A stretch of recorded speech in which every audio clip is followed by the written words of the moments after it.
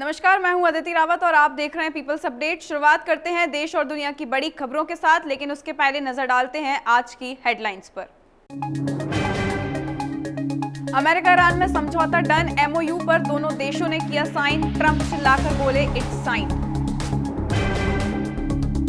2 दिन में 4 NEET students ने किया सुसाइड। लिखा, दोबारा परीक्षा देने से डर लग रहा है। परिजनों ने मांगा शिक्षा मंत्री का इस्तीफा। राष्ट्रपति मुर्मू का मध्य प्रदेश दौरा, अध्यात्म और विकास पर दिया जोर। शिवसेना यूबीटी में दरार, उद्धव ठाकरे से बगावत, 7 दिनों में मांगा गया जवाब। न्यूटन बने पायलट, 1678 गलतियों से मचा हंगामा। सीएम मांझी ने 7 दिनों में मांगी हाई लेवल रिपोर्ट। अमेरिका और ईरान के बीच लंबे तनाव को खत्म करने की दिशा में बड़ा कदम सामने आया है। G7 समिट के दौरान अमेरिका के राष्ट्रपति डोनाल्ड ट्रंप और ईरान के राष्ट्रपति मसूद पेशेकियन ने 14 सूत्रीय समझौता पर साइन किए।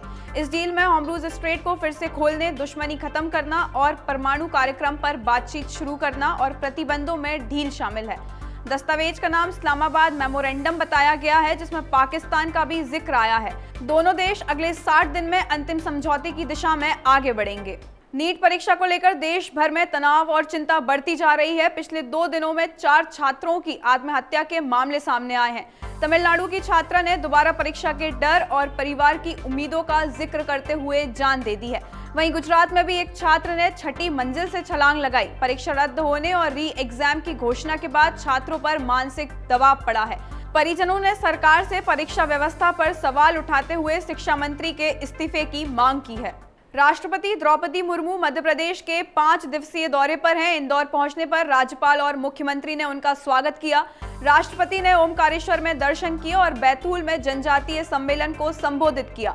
उन्होंने कहा कि विकसित भारत का निर्माण अध्यात्म, सामाजिक समरसता और पर्यावरण संरक्षण से ही संभव है। राष्ट्रपति ने आदिवासी समाज की संस्कृति और प्राकृतिक संरक्षण की परंपराओं की तारीफ की। उन्होंने देश के सभी समुदाय से मिलकर 2047 तक विकसित भारत के लक्ष्य को पूरा करने की अपील की।